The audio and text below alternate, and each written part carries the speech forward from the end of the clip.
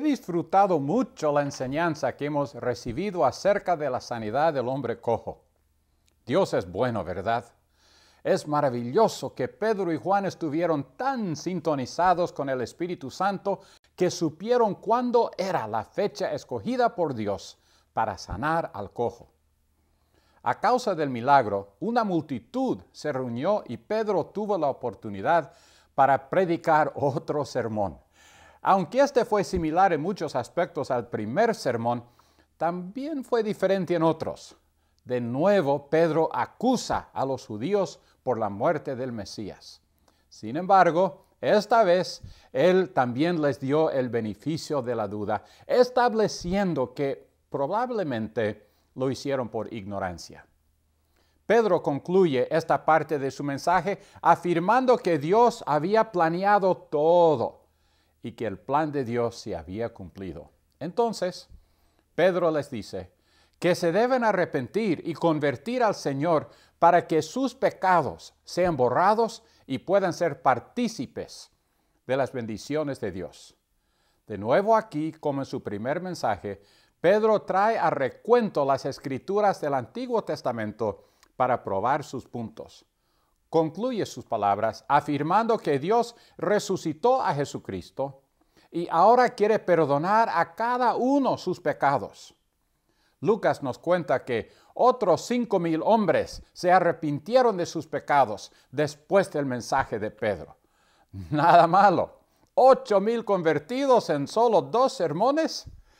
Es lo que yo llamo resultados bastante buenos. Este milagro provocó tan alboroto que las autoridades del templo llevaron a Juan y Pedro ante la presencia del Sanedrín. Recuerden que el Sanedrín se componía de un grupo de hombres que formaban el Tribunal Supremo en los días de Jesucristo. Los romanos les habían dado autoridad a estos hombres para juzgar a los judíos, más que todo en asuntos religiosos. Así que ahí están, 2 hombres que acaban de ser parte de un milagro, ahora enfrente de un grupo de hombres furiosos. Seguramente deberán estar asustados. Probablemente estarían buscando la forma de salir de ese problema. No, ellos no. Miremos qué fue lo que sucedió. Pedro habla de nuevo. Lo primero que hizo fue aclarar que él y Juan no habían sanado al cojo. Insistió en que Jesucristo había hecho el milagro. Desde un principio quiso que aquellos hombres supieran que Jesús era quien había hecho el milagro. Luego, Pedro directa y abiertamente acusa a este grupo de ser los responsables de la crucifixión de Cristo. Prosigue diciendo que Dios resucitó a Cristo de la muerte y que este Jesús es la piedra rechazada por los líderes judíos y que llega a ser la piedra angular. Pedro concluye diciendo que no hay salvación por medio de otro nombre, solamente por el nombre de Jesús. Uy, ¿qué iba a suceder ahora? Veamos. Es interesante notar que los miembros del Sanedrín vean a estos hombres como personas sin ninguna educación. Esto no significa que no supieron leer ni escribir, claro que no. Habían asistido a las escuelas que existían en las sinagogas alrededor del país y tenían una educación general bastante buena. En lo que esos líderes religiosos pensaban era acerca de la educación teológica.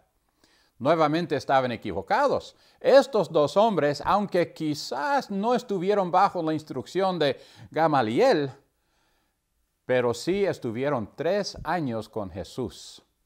Los hombres del Sanedrín sí reconocieron que Pedro y Juan habían estado con Jesús. ¡Qué mejor declaración!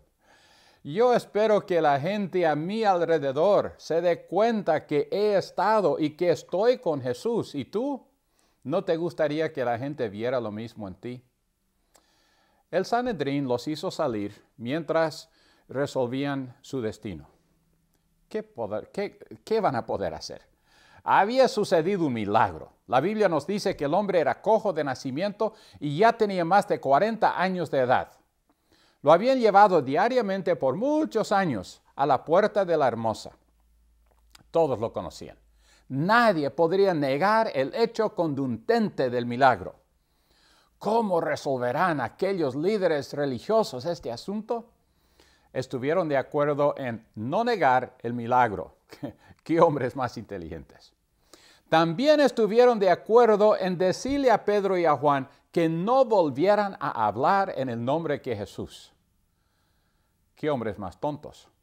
Una vez que fue tomada la decisión, llamaron a Pedro y a Juan de nuevo ante su presencia y les dieron su veredicto. No deben hablar de Jesús nunca más.